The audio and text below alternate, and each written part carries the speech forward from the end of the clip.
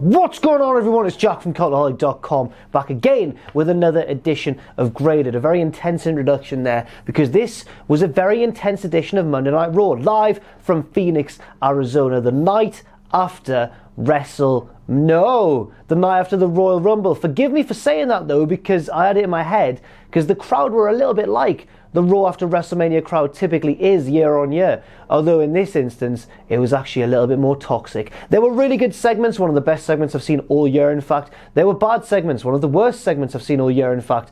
There were matches set up for WrestleMania, there was all sorts going on. There was even an appearance by the Road Dogg, Jesse James.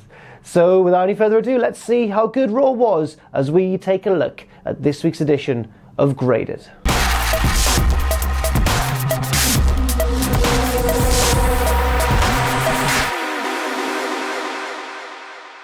Rollins is out first to a big old pop, a big old poppy pop, because everyone's really excited to see him, because obviously he won the Royal Rumble on Sunday. Burn it down. Everyone was singing along with him as well. Everyone was burn it down chants and that sort of thing. Rollins is really over, and I'm so glad that it looks like he was the correct choice to win the Royal Rumble match. Seth sounds like he's actually tearing up at certain points, because he's very emotional. He says this is all he's wanted since he was a kid, to main event WrestleMania, and he points at the sign and everything. Don't know if he'll be on the last match, but let's say that his match is also one of the main events, like they do for WrestleMania, where there's multiple matches that are given the label of main event. And obviously, Rollins versus who he chooses at the end of the night, no spoilers here, will be considered one of those main events, regardless of whether or not it goes on actually like last to close the show. Then Rollins brings up the question that he knows he has to answer. Will he go after the WWE champion, Daniel Bryan, or the Universal champion, Brocky Lesnar? The crowd very, very much indicate which they'd prefer to see him wrestle, which is of course Brock Lesnar. And it's just such a feel-good promo with everyone cheering Seth on and everything, that I'm just waiting for something to sort of drag it down a little bit, you know? Behold the King of Kings, on your knees, dog. Bow down to the... Triple H comes out. But actually, immediately, even though I think he's going to storm the ring and pedigree Rollins or something like that, he hugs a little kid on the way down the ramp. He's in a good mood. It's babyface trips, happy days. But Triple H isn't here just to give good news. He also says to Rollins, look, I know it's a big decision and everything, but I need a choice right now. Triple H also gets a bit emotional during this promo as well, and you can clearly tell that he's delighted for Seth, which is really nice to see. A bit weird to see, considering that I was there in Orlando when the pair of them kicked the crap out of each other at WrestleMania 33. But it's nice this sort of to have this little window behind the scenes. You can see how much Triple H really appreciates everything that Rollins does. But yes, he says he needs an answer right now, and before Rollins can give that answer... Don't know why I'm singing theme tunes so much this week. Don't know why that is. That's right, it's Dean Ambrose. No one really seems particularly happy to see him, but he wins us over with the best promo he's cut in ages. A long time. Loved seeing this from Dean Ambrose. He gets in the ring and runs down Seth for selling out, essentially, saying like, when we came up together on the indies, wrestling for no money, driving around in broke down old cars, you know, he doesn't say no money, he says wrestling for $500. I'm pretty sure he says that. That's quite hefty, that. That's all right for an indie wrestler. But yes, Ambrose basically says, Seth, why are you hanging out with Triple H? Now look at you, you've totally sold out, you've totally changed. I used to have your back, now I'm going to take you down. I hope that you beat Lesnar or Bryan, because I know that you can't beat me without any help. And he tells Triple H, make the match now. Triple H is like, no mate. Starts to get out of the ring, Ambrose goes, right, why is that? Do you have to ask your father-in-law for permission first? Everyone goes, oh! Yes he does, yes he does. Yes he does. Triple H goes, right, that's it, get me a referee right now. I almost popped out my seat. I thought the Triple H meant he was going to wrestle Ambrose. No, he just meant get a ref for Rollins versus Ambrose. This opening segment, man, was long, but it gets an A. Loved it from top to bottom. Not much more to say, I've kind of detailed everything. The one thing I will say is, though, the news that came out about Dean Ambrose, which you can see on our channel, just like one video before this one, kind of says a lot about Ambrose's mentality here. And it makes it very interesting on repeat viewing. I've talked for a long time about the opening segment there, so I'll just cover the match very quickly. Rollins versus Ambrose. It was alright. It felt a little bit house showy. The pair have enough of a chemistry that anything they do can sort of have a certain intensity to it, but it never kicked into like second or third gear. It was just a well executed little opening match for Monday Night Raw.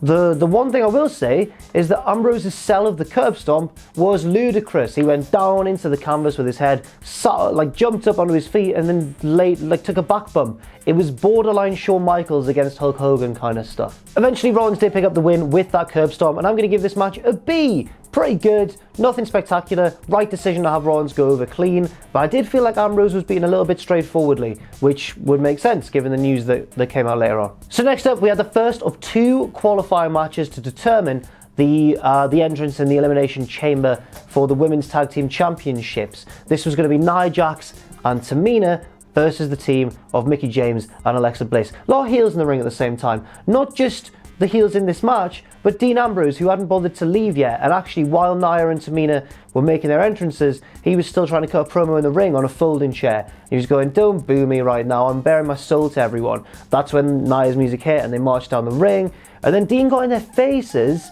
and then Tamina distracted him, and Nia hit him from behind and he tumbled out the ring.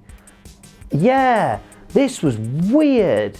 Really weird. Just because it was weird doesn't necessarily mean it was bad though, but this match was pretty bad though. Nia and Tamina were not on form here. Quite a lot of what they did looked sloppy. Alexa's still trying to bust out some new moves and stuff that she's clearly picked up while recovering from her injury, so that's good. That's good news that she's doing that, because Alexa's so charismatic that if she can raise her in-ring game a little bit more, she'll be a real powerhouse of the division. The only problem is she's still quite far behind like the really elite level performers, but she can get there. I think she can get there with time. It's just going to take a bit more time than this. I was actually going to give this match like an E or something like that, but I'm going to actually bump it up to a D-. It was really sloppy and not very enjoyable at all, but it did have a cool finish, which knocks it just into that D bracket there, which was a double Samoan drop on both Alexa Bliss and Mickie James from the very strong Nia Jax. So that was decent. Rest of the match, difficult. Felt bad for Alexa. She was really trying and just nothing was clicking. I also have to question the booking. I don't have a problem with Nia hitting Ambrose per se. I have more of a problem with the fact that she entered the Men's Royal Rumble, was treated as an equal, it was all very exciting. Then she had a bit of a scuffle with Ambrose, and now she's in the tag team picture. There's no consistency there with the booking, really. I don't really like it. And out of the 2 teams, I'd rather see the team of Alexa Bliss and Mickie James in that match, but never mind. Next up, Baron Corbin versus Kurt Angle. The commentary nearly ruined this match for me. Renee Young and Corey Graves were bickering about essentially Baron Corbin's time as GM and Kurt Angle's time as GM, and whose fault it was that Raw's ratings were in the toilet at the back end of 2018. It was really tedious though. They were shouting over each other. Cole was trying to call the match in between and going like, "Yeah, can you just give me a pinfall attempt?" No, he's not managed to do it. And it was that constantly throughout this match. Luckily, it wasn't very long. I should point out that this might not necessarily be Renee and Corey's fault. They might be being fed lines. I'm not quite certain how it works. But anyway, yeah, this match was weird. So Corbin sort of dominated in heelish fashion for a little bit, but then Angle hit the Angle Slam. And then Corbin kicked out of 2. I was like, ooh, they're making Corbin look strong. And then Angle hit the ropes and ran straight into a deep 6. Just straight into a deep 6, and it was enough to get the 1, 2, 3. So yeah, Angle didn't look strong here. I'm going to give this a C-. The action was totally fine. It's the booking that I have issues with in various ways. So number 1, why was Angle made to look like such a chump? Maybe they're gonna do some sort of storyline where he gets his own back eventually and then sets up maybe a WrestleMania match for Angle. I don't know. But the other thing is, why are they giving Corbin another push? If there's anyone they need to cool off on a little bit before bringing them back afresh, it's Baron Corbin. He's been dominating Raw for so long now, and only just recently has he really taken a step back, but he used to be on so much. And finally, I know that we all enjoy seeing secondary finishers win matches, and we think that it should happen more often, especially with a move as cool looking as the Deep 6, but I'm being pedantic here, but I don't think this was the match in which to do that. I think that Corbin should have had to pull out his big guns to put away a legend, one of the greatest ever, in the form of Kurt Angle. Regardless of how old he is, Kurt can clearly still go. I think that the action was decent, but the booking was weird. And you know, Baron Corbin shouldn't really be getting another push right now, especially with so many hot wrestlers on the roster around him who've got genuine momentum behind them. Next up, Finn Balor's out to say hello. He's selling his attacks from Brock Lesnar after their match at the Royal Rumble. He gets in the ring and says, "I'm making no excuses." That was alright, that. He says he's making no excuses and that he lost to Brock Lesnar fair and square because he'd never felt speed or power like it. Certainly not the two combined.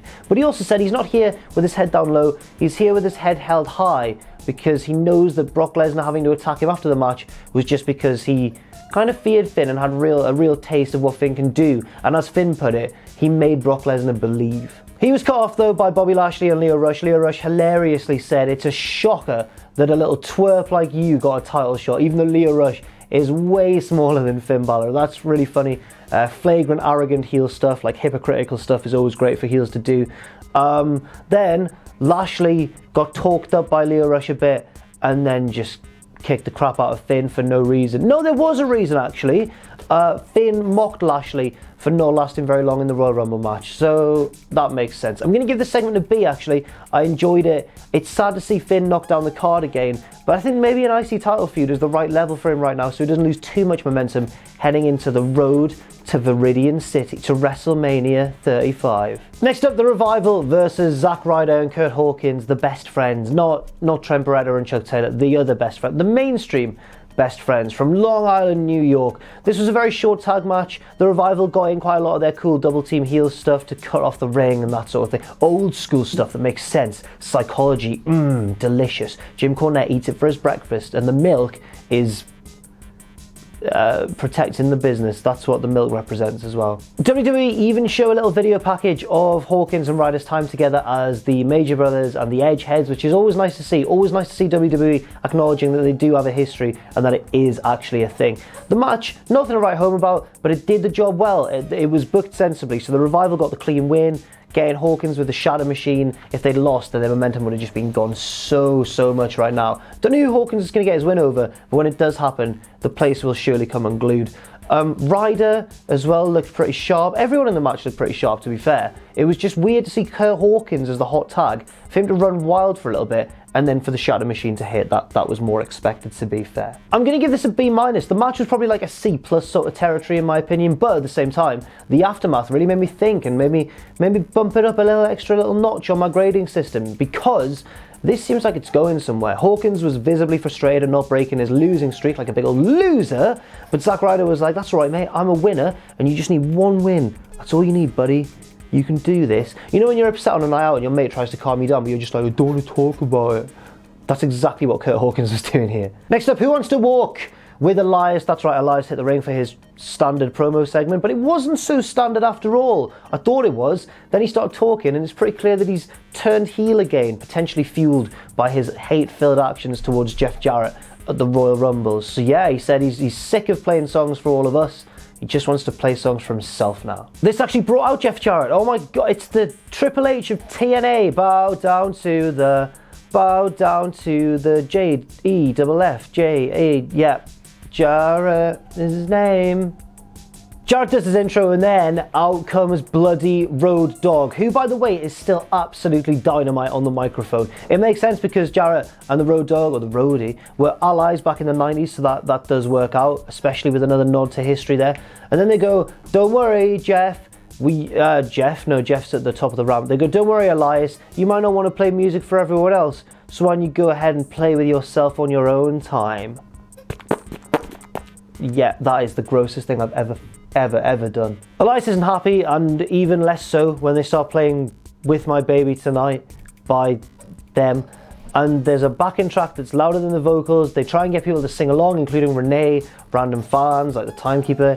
No one knows the words. Renee claimed she was waiting for the female part of the song, which I do believe, I think, just because she's Canadian, they're renowned for being nice, and I reckon that honesty falls under the umbrella of nice. Yeah, as they're marching around the ring playing the song, Elias just has enough, gets his guitar and just goes wham, right over the back of Road Dogg. He takes a bump. Then he gets in the ring, Elias does, with Jarrett. They have a bit of a back and forth. Brian Alvarez on his Rumble review pointed out that Jarrett had the best punches out of everyone in the men's Rumble. And I watched Jarrett here thinking, is that true? Does he have good punches? And he was winging shots into Elias. It looked so good. There was a crisp little sound for each one as well, or a stomp or whatever.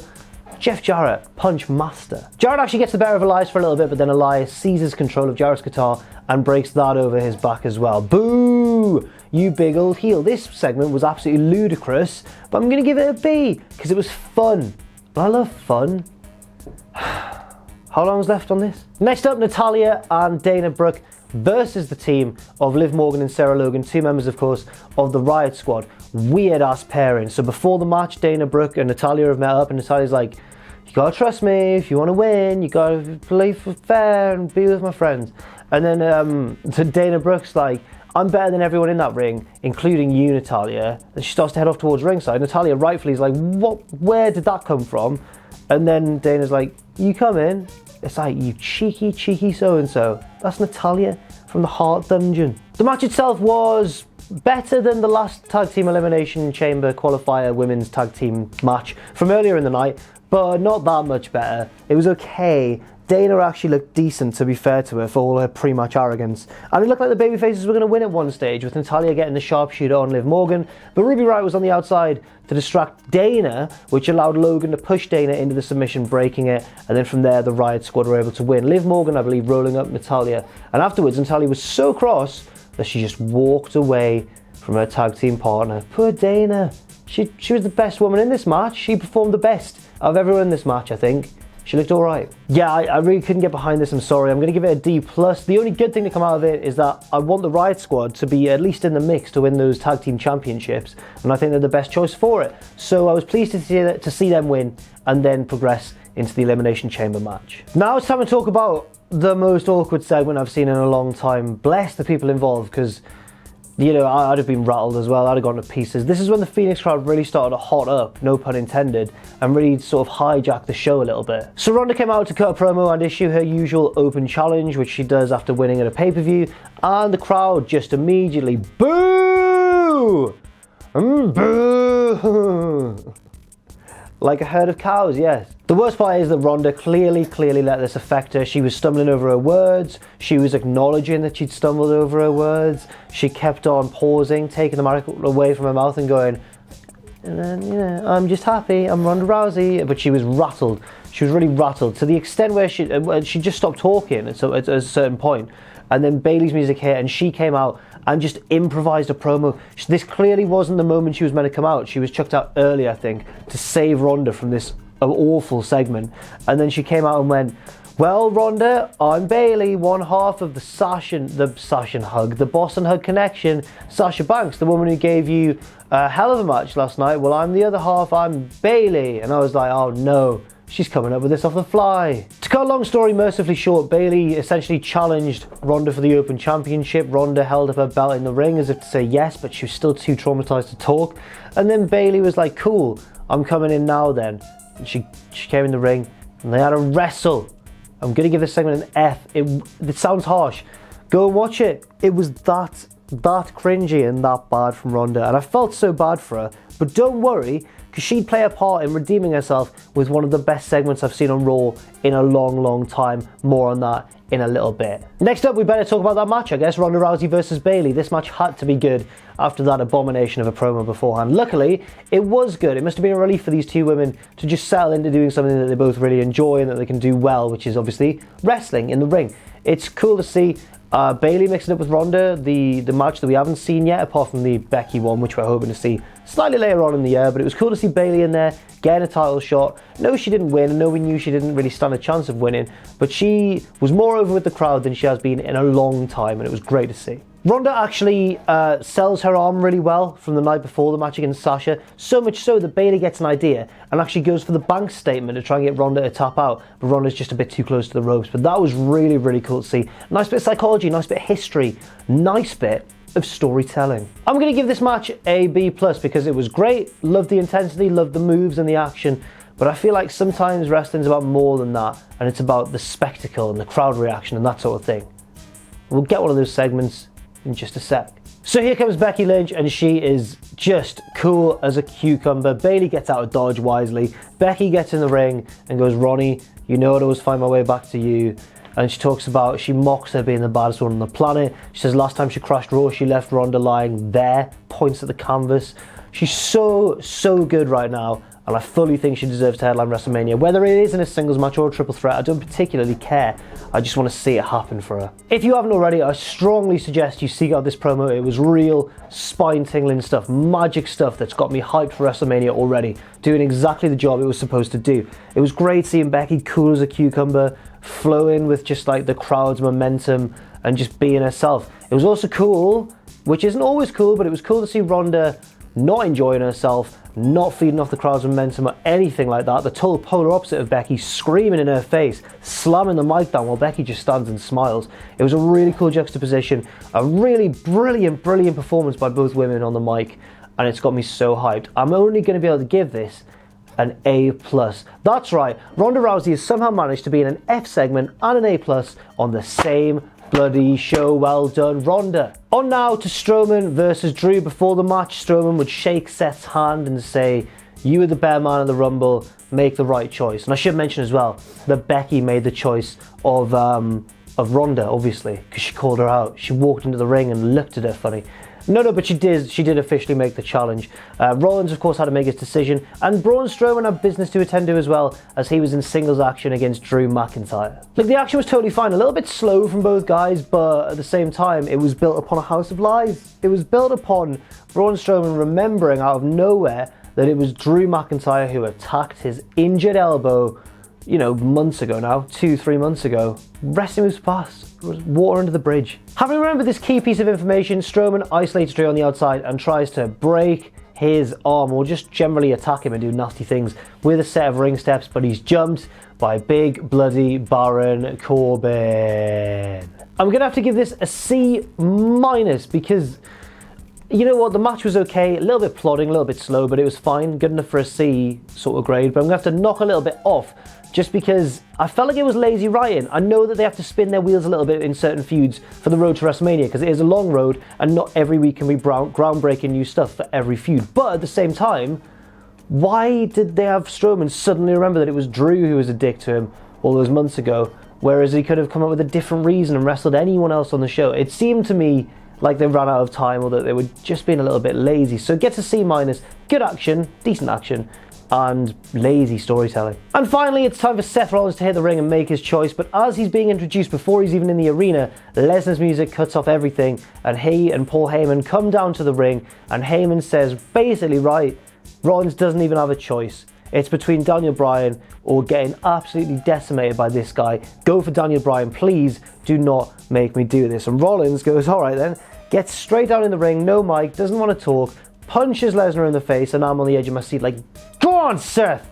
Yeah! Rollins goes for the stomp and unfortunately gets hit by like a million F5s. It's easily 4 or 5. It's really bad. One on the title belt as well. And then somehow, just consciously, rolls over and's like, is that all you got? It sounds like Kane with his voice box on. Yeah, is that all you got? That'll do. That was very cartoonish. Brock hits one climactic F5 and that's the show pretty much over. I'm going to give this segment an A-. I thought it was decent. It runs the risk of making Rollins look a bit too resilient, because he was still moving around and trash talking Brock after taking so many F5s, one of the most protected finishers in the entire business. But yeah, A- for the segment. Really exciting, really looking forward to this match. And for the overall show, I'm going to give that a B+, I think. Yes, that seems fair, because there was some excellent stuff, there was some rubbish stuff, but the importance of the excellent stuff outweighed the importance of the rubbish stuff. B+ it is. That's all for now on Graded. Thank you very much for watching the show. I've been Jack from cultaholic.com. You can follow me on Twitter if you want to, at Jack the Jobber. You can follow all of us at Cultaholic, and check out our Patreon too, patreon.com/cultaholic. And never forget, if you haven't already, of course, to hit subscribe and to join us.